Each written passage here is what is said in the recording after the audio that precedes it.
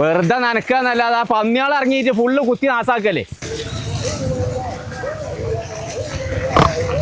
നായിച്ച മുഴുവൻ വെറുതാകുക. പടച്ച തമ്പുരാനെ എത്ത് ജന്തു അത്. ഓയ് പടച്ചമ്പുരാനെ എത്തത് ജന്തു.